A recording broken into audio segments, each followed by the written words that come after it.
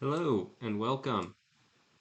Let's walk through how to visually look at a turnover ratio for your business.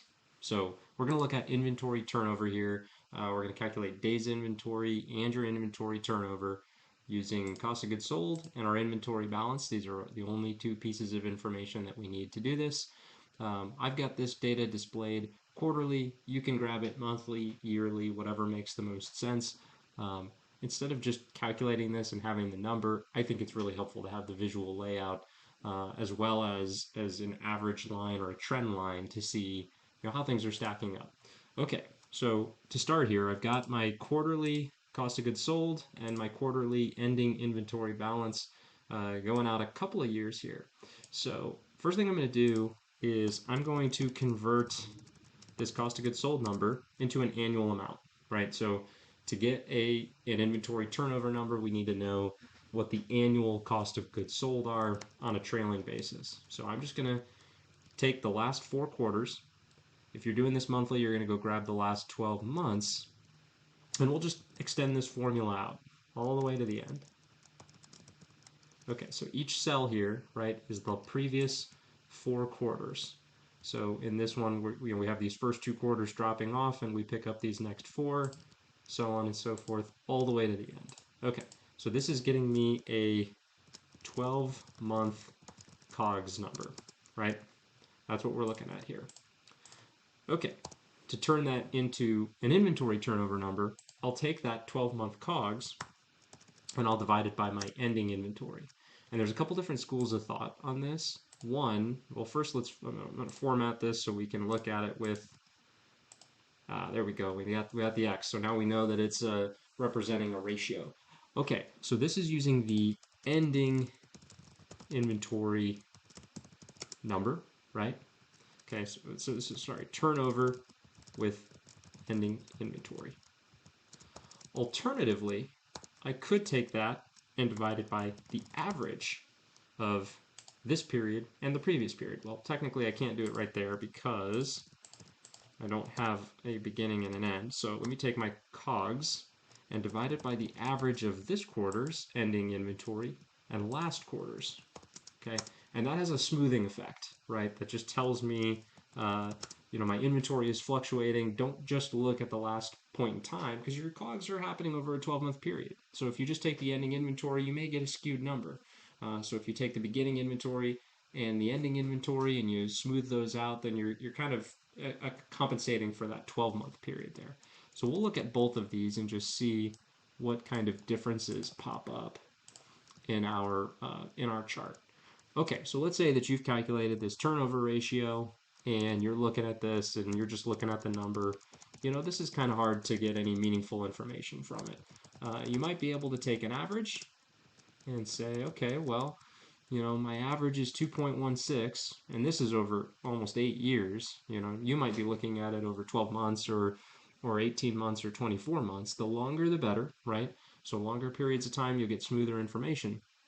So instead of doing it this way and calculating the average or the median and then comparing it to that, I think it's really helpful to take all this info, come up to the Insert tab, and let's insert that into a chart, right? Now we have this chart. There's not necessarily a clear trend here, but you can see some movement, right? You can see some movement. Alternatively, I could take my version using the average of inventory, right? So again, this is ending inventory.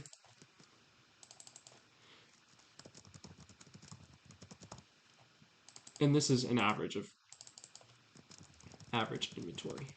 Okay. So again, this is just having a smoothing effect, and you can kind of see when you're looking at it under this light. There's definitely a trend happening there. Now, if you wanted to plot an average against these,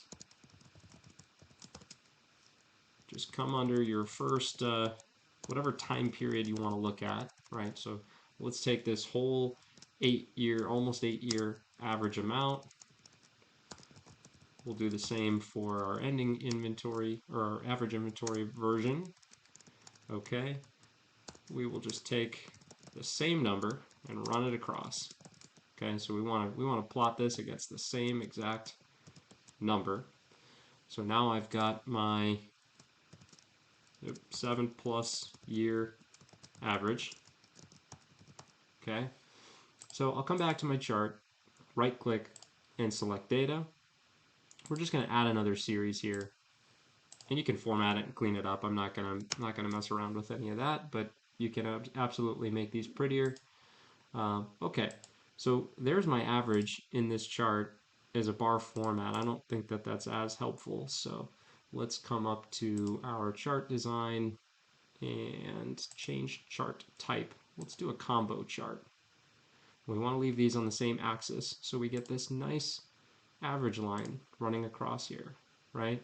So now I can see, how am I doing against this multi-year average? Now there's very clear trends that pop up here, right? So I can see when maybe you want to set a hard guardrail for your company and how you're managing inventory. And you could say, I really want to keep this right at 2.16 inventory turns per year.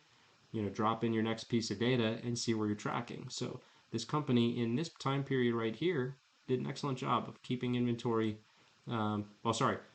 Turnovers are different, right? Turnover, we actually we want to turn our inventory more, not less, right? If we were looking at days, we would want to keep it low. Turnover, we want it to be high. That is implying that we're turning our inventory quickly and that we're not sitting on any idle inventory. So we can see here more recently, this trend has popped up above average, where in this time period we were sitting below average. Maybe inventory was a little bit slower. So, if you were sitting right here, you might look at those past couple of months or quarters and say, man, I got an inventory problem. I need to dig deeper into that and try and get that to turn around.